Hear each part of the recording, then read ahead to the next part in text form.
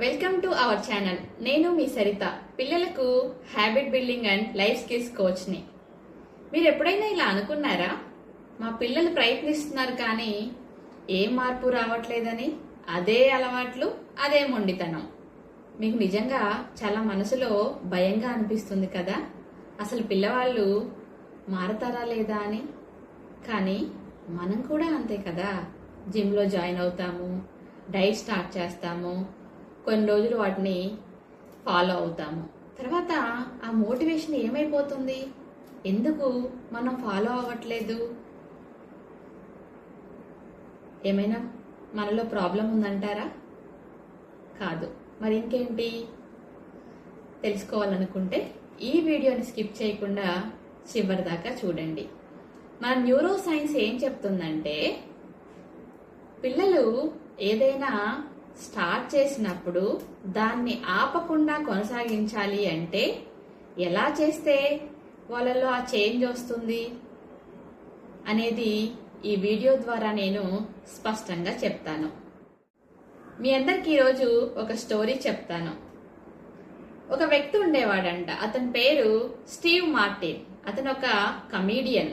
Comedian అంటే ఏంటి? Joke చేస్తే అందరు నవ్వాలి కదా. కానీ అతను ఒక రోజు ఇలా ఇమాజిన్ చేసుకున్నాడంట, నేను స్టేజ్ మీద ఉన్నాను, జోక్ చెప్పాను, కానీ ఎవ్వరూ నవ్వలేదు. అతనికి అలా ఊహించుకోవడం అనేది చాలా భయానకంగా అనిపించిందంట. భయం వేసిందంట. నిజంగా ఎవరూ నవ్వకపోతే ఎలా? సో ఆ భయంలోనే అతను ఒక వారం కాదు, ఒక నెల కాదు, 18 సంవత్సరాలు ఆ భయాన్ని ఎదుర్కొన్నాడంట.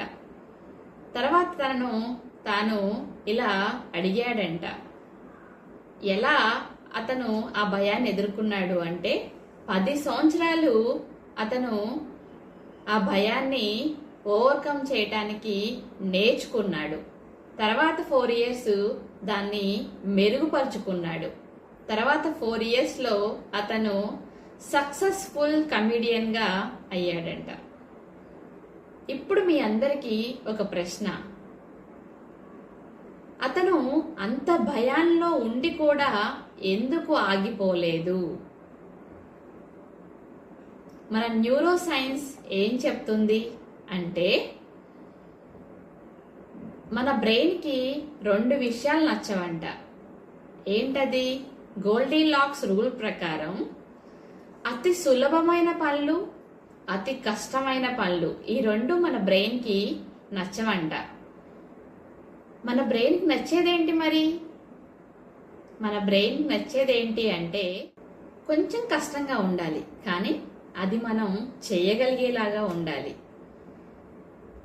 ఫర్ ఎగ్జాంపుల్, మనం 4 ఏళ్ల పిల్లాడితో టెన్నిస్ ఆడుతున్నాం అనుకోండి, ఏమవుతుంది? బోర్ కొడుతుంది. అదే వరల్డ్ ఛాంపియన్తో ఆడితే భయంగా, నిరాశగా అనిపిస్తుంది కదా. అదే మన లెవెల్ ఉన్న ఆటగాడితో ఆడినప్పుడు మనకి ఇంకో గేమ్ ఆడాలనిపిస్తుంది, ఫోకస్ వస్తుంది, ఇంట్రెస్ట్ పెరుగుతుంది. ఇదే గోల్డీలాక్స్ రూల్. అలవాట్లు కూడా ఇంతే. చాలామంది పేరెంట్స్ వాళ్ళ పిల్లలకి ఫస్ట్ ర్యాంక్ రావాలని, ఈ రీడింగ్ అనేది డైలీ 3-4 hours చదవాలి అని చెప్తూ ఉంటారు. కానీ వాళ్ళు అది చెయ్యలేక చాలా సఫర్ అవుతూ ఉంటారు.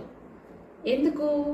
మన బ్రెయిన్కి ఏం నచ్చుతుంది అంటే, పిల్లలకి ఎంతైతే వాళ్ళు ఫోకస్డ్గా వర్క్ చేయగలుగుతారో అది చూసి వాళ్ళ కెపాసిటీని బట్టి ఫిక్స్ చేయాలి. నేను చేయగలుగుతున్నాను అనే ఫీలింగ్ పిల్లలకు వస్తుంది.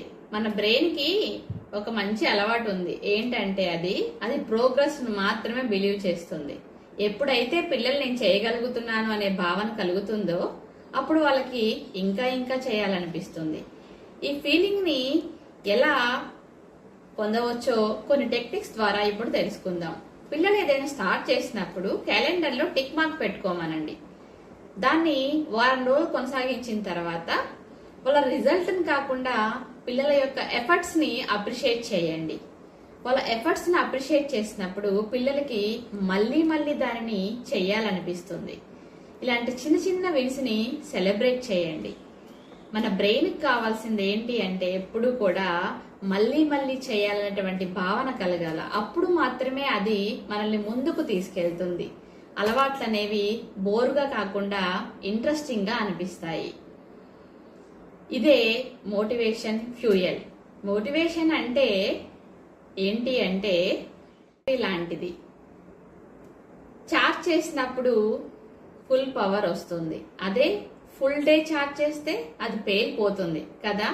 అందుకే పిల్లలకు కూడా వాళ్ళు చేయగలిగేటువంటి పనులే ఇస్తే అది వాళ్ళు ఛాలెంజింగ్ గా తీసుకొని చేయగలుగుతారు. పిల్లల యొక్క ఎఫర్ట్స్ ని అప్రిషియేట్ చేయండి. ఈ రెండు ఉన్నప్పుడు మాత్రమే పిల్లలు మోటివేషన్ తో పని లేకుండా వర్క్ చేయగలుగుతారు. ఆటోమేటిక్ గా పిల్లల్లో చెయ్యాలి అనేటువంటి ఉత్సాహం పెరుగుతుంది. పిల్లలకు కావాల్సింది మోటివేషన్ కాదు, స్టెప్స్ పెట్టండి. అప్పుడు వాళ్ళు ఈజీగా ఆ స్టెప్స్ ని ఫాలో అవుతారు. Thank you for watching. ఈ వీడియో మీ అందరికీ నచ్చితే please like, share and subscribe. నేను మీ సరిత. చిన్న అడుగు కానీ పెద్ద మార్పు. Thank you for watching.